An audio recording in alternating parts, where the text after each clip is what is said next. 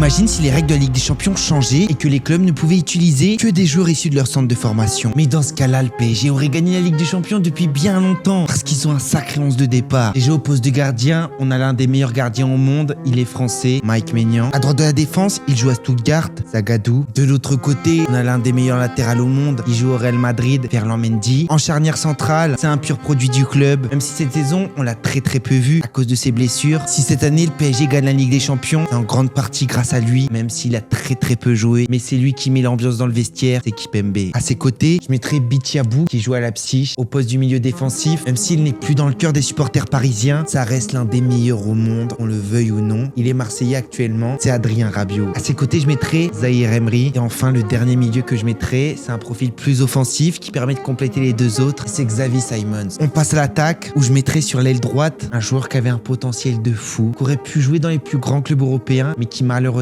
a choisi l'Arabie Saoudite très jeune, c'est Moussa Diaby, qui pour moi est un talent gâché. Dans l'axe, c'est un attaquant de Chelsea, Christopher Nkunku.